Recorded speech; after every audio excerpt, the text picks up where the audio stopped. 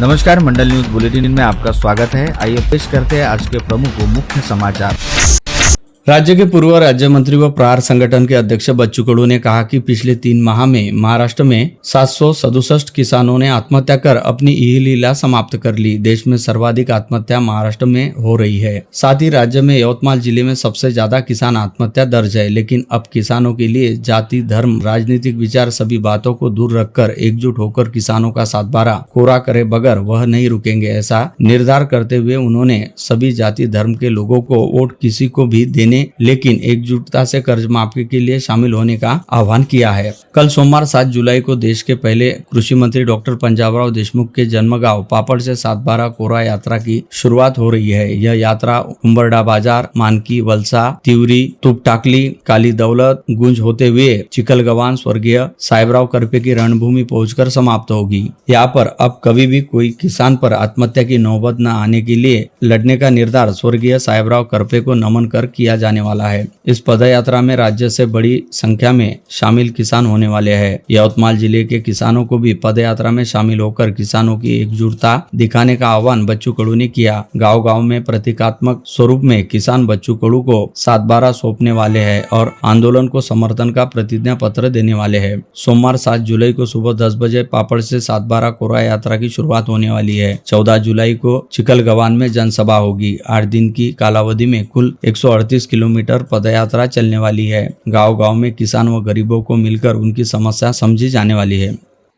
अमरावती जिले के रबी सत्र में अधिकांश किसानों ने ज्वारी का उत्पादन लिया था। रबी सत्र अच्छा रहने से ज्वारी बेचने के लिए ज्वारी उत्पादक किसानों ने जिला मार्केटिंग फेडरेशन के पास रजिस्ट्रेशन किया था, लेकिन खरीदी प्रक्रिया शुरू न होने से ज्वारी उत्पादक किसानों ने सांसद बलवंत वानखड़े से मुलाकात कर ज्वारी की खरीदी शुरू करने की मांग की थी। सांसद वानखड़े ने अमरावती जिले के पालक मंत्री चंद्रशेखर बावनकुले से नागपुर के कार्यालय में प्रत्यक्ष भेंट देकर किसानों द्वारा पंजीयन की गई ज्वारी खरीदी तत्काल शुरू करने बाबत लिखित पत्र देकर मांग की। पालक मंत्री ने जल्द ही पणन विभाग के सचिव के साथ मुंबई में बैठक लेकर खरीदी शुरू करने का आश्वासन दिया है।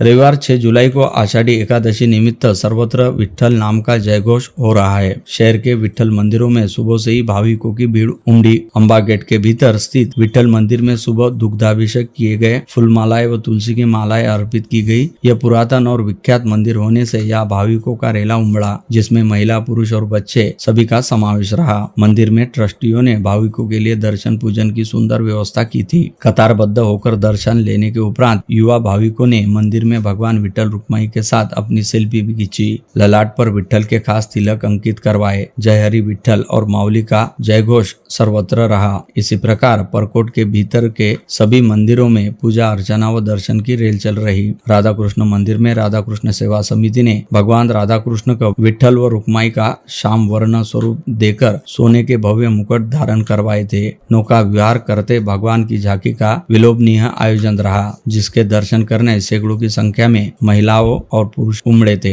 ओम जय जगदीश हरि की आरती के साथ पंडित संजय शर्मा ने आज की देवशयनी एकादशी का महत्व बतलाया।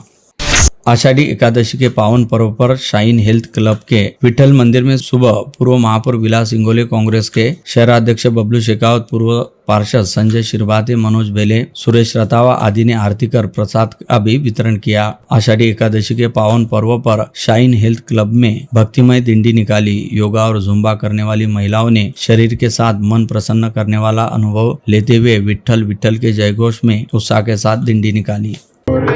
नागरिया जय देव जय मंगल मूर्ति हो श्री मंगल मूर्ति। दर्शन मात्रे माना स्वर्ग मात्रे माना कामना पूर्ति। जय देव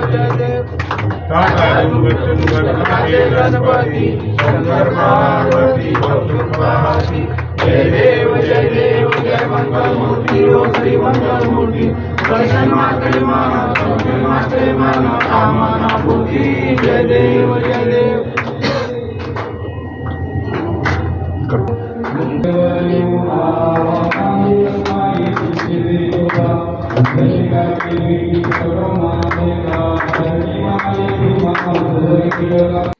आषाढ़ी एकादशी के शुभ अवसर पर युवा स्वाभिमान के मार्गदर्शक सुनील राणा इन्होंने श्री विठ्ठल रुक्मणी के दर्शन लेते हुए भक्ति का आनंद लिया तथा पालकी का पूजन करते हुए विठुराया का जय घोष भी किया। ताल मृदंग के गजर से जय राम राम कृष्ण हरि का जय घोष करते हुए भक्तिमय वातावरण में वे शामिल हुए।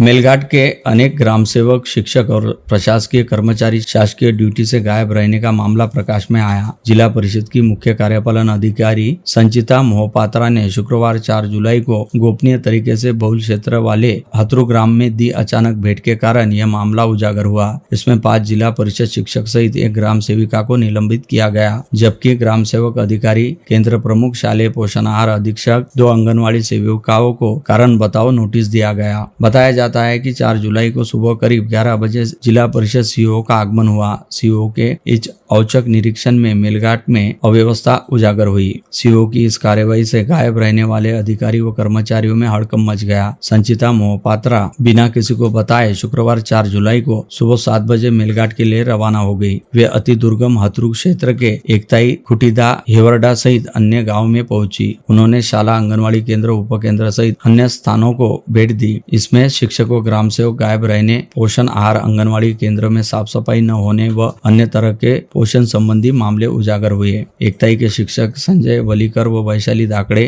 कटीदा के दिलीप तायडे, सुनील औडोलकर तथा हिरडास शाला के शिक्षक संदीप बड़े को निलंबित किया गया। एकताई के ग्राम सेवका प्रतिभा गाटे को भी निलंबित किया गया। हथरू के ग्राम सेवक वाकोडे, पंचायत समिति के शालेय पोषण आहार अधिकारी नंद किशोर खरात, केंद्र प्रमुख सुरेंद्र अर्डक, आंगनवाड़ी सेविका उमा सावरकर व खुटीदा की ललिता धुर्वे को कारण बताओ नोटिस दिया गया। सीओ की इस गोपनीय दौरे में सभी को हैरत में डाल दिया। इस दौरे की किसी को भनक नहीं लगी। जिन्हें पता चला उन्होंने ड्यूटी स्थल पर जाने का प्रयास किया। हालांकि सीओ तब तक अपना दौरा निपटाकर लौट चुकी थी। अब अनेकों पर कार्रवाई की संभावना है। मेलघाट में अनेक स्कूलों का दौरा किया। अनेकों जगहों पर अनियमितता पाई गई। 5 शिक्षकों को निलंबित किया गया। एक ग्राम सेवक सहित अन्य को कारण बताओ नोटिस जारी किया गया।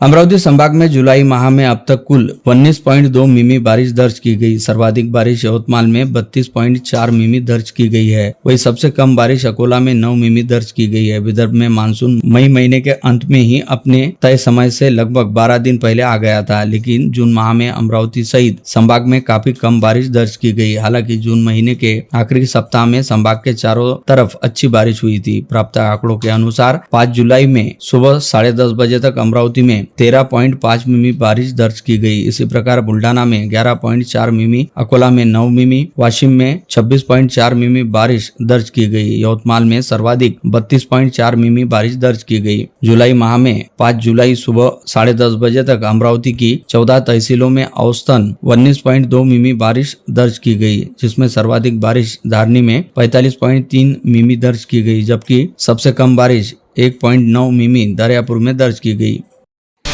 मेलघाट व्याघ्र प्रकल्प के अंतर्गत 1 जुलाई से 1 अक्टूबर के दौरान हाथी सफारी सहित जिप्सी सफारी भी बंद रखी गई है। व्याघ्र प्रकल्प के अंतर्गत प्रत्येक वन्यजीव विभाग में पर्यटक क्षेत्र विकसित किया गया। टूरिज्म जोन के अंतर्गत पर्यटकों को सफारी की सुविधा उपलब्ध हो। बाघों सहित वन्य जीवों के दर्शन टूरिज्म जोन में ही पर्यटक देख सकेंगे। मेलघाट व्याघ्र प्रकल्प अंतर्गत सेमाडोह निसर्ग निर्वाचन संकुल का संग्रहालय पिछले 11 वर्षों से बंद है। संग्रहालय के बाघ, बायसन, रीछ, भेड़िए, तड़स व जंगली कुत्ते इन वन्य जीवों की ट्रॉफी लापता हो गई है। 11 वर्षों से इनके किसी को भी दर्शन नहीं हुए हैं। मेलघाट व्याघ्र प्रकल्प अंतर्गत कोलकाता स्थित हाथी सफारी यह मध्य भारत की पहली हाथी सफारी है। यह हाथी सफारी राजस्थान, गुजरात सहित अन्य राज्यों के पर्यटकों सहित स्वदेशी विदेशी पर्यटकों के आकर्षण का केंद्र बनी है।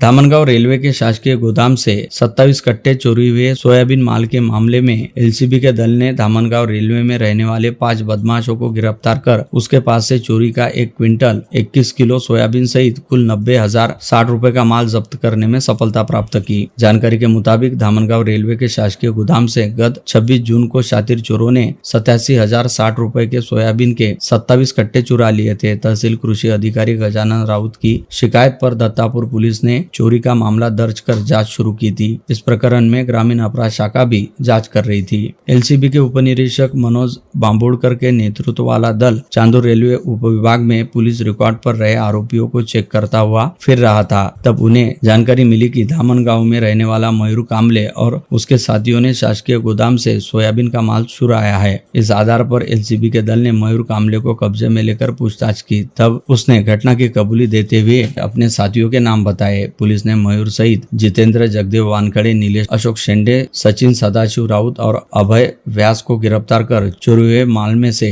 1 क्विंटल 21 किलो सोयाबीन और घटना में इस्तेमाल दुपहिया सहित कुल 90,890 रुपए का माल जब्त कर लिया। आरोपियों को दत्तापुर पुलिस के हवाले कर दिया गया है।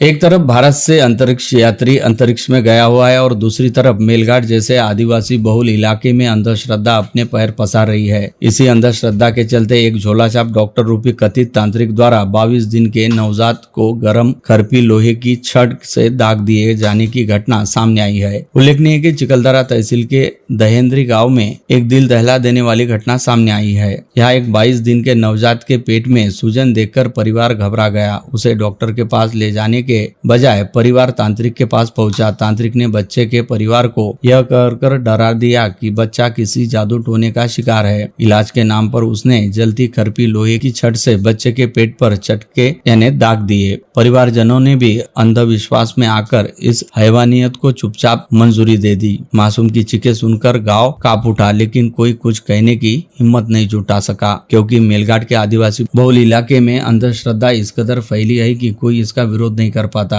पुलिस को जैसे ही इस घटना की जानकारी मिली तो पुलिस नवजात के घर पहुंची और अचलपुर पुलिस ने इस मामले में तत्काल कार्रवाई करते हुए महाराष्ट्र जादू टोना प्रतिबंधक अधिनियम के तहत मामला दर्ज किया है। उधर नवजात की मां ने भी स्वीकार किया कि बच्चे को लोहे की छड़ से चटके लगाए गए थे। आज के युग में यह उपचार नहीं बल्कि नवजात पर सीधे अत्याचार है। पुलिस से प्राप्त जानकारी अनुसार इस बच्चे को गर्म लोहे की छड़ से इसलिए दागा गया था ताकि बच्चा ठीक हो जाए, लेकिन अंधश्रद्धा के चलते नवजात की तबीयत ठीक होने के बजाय उसे तकलीफ पहुंच गई है।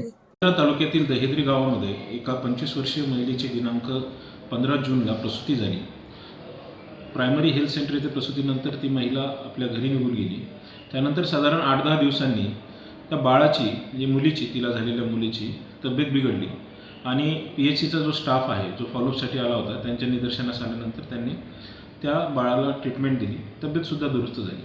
पण त्याच दरम्यान त्या महिलेची काकी एका कार्यक्रमानिमित्त घरी आली आणि त्या काकीने लहान बाळाला जेव्हा पाहिले तेव्हा बाळाला पाहून सांगितले की या बाळाचं पोट फुगलेलं आहे आणि नाक वाहत आहे, त्यामुळं ही जे बाळ आहे आजारी पडलं आहे आणि या बाळाला डम्मा देण्याची गरज आहे। डम्मा हा मेळघाटात एक प्रचलित शब्द आहे, ज्यात लहान बाळ आजारी जर पडलं तर त्या बाळाच्या पोटाला चटके देऊन त्याचा इलाज केला जातो।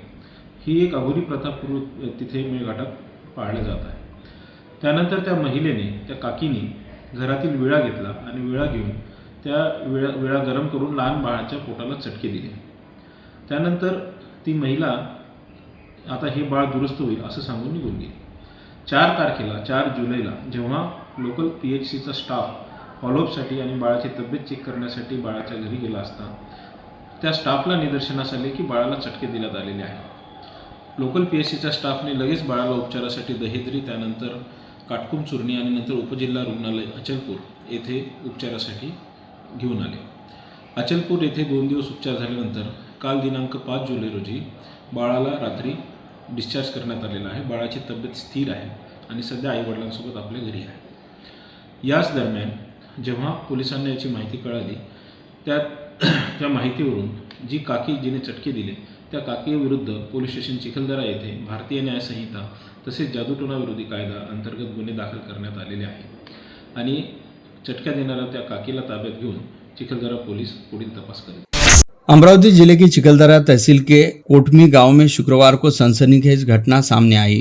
गांव की ही एक सुनसान झोपड़ी में युवक का शव फांसी पर लटका हुआ मिला। इस घटना के सामने आने के बाद पूरे गांव में हड़कंप मच गया। जानकारी के अनुसार घटना का खुलासा उस समय हुआ जब मनरेगा योजना के तहत मजदूर अपने काम पर जा रहे थे। इन मजदूरों ने झोपड़ी में शव को फंदे पर लटका देखा, जिसके बाद गांव में यह खबर तेजी से फैल गई। मृतक युवक की पहचान अजय शंभूलाल यूके के रूप में हुई है, जो काजलडोह गांव का निवासी था। बताया जा रहा है कि अजय हाल ही में अपने ससुराल मध्य प्रदेश से लौट रहा था, लेकिन वह अपने गांव नहीं पहुंचा। परिजनों ने बताया कि अजय घर लौटते समय अचानक लापता हो गया। फिलहाल यह स्पष्ट नहीं हो पाया कि अजय ने आत्महत्या की है या यह किसी साजिश के तहत की गई हत्या है। पुलिस इस घटना की हर पहलू से गंभीरता से जांच कर रही है। परिजनों का कहना है कि अजय आत्महत्या जैसा कदम नहीं उठा सकता। कोटमी पुलिस के थानेदार प्रशांत मसराम के मार्गदर्शन में पुलिस आगे की जांच कर रही है।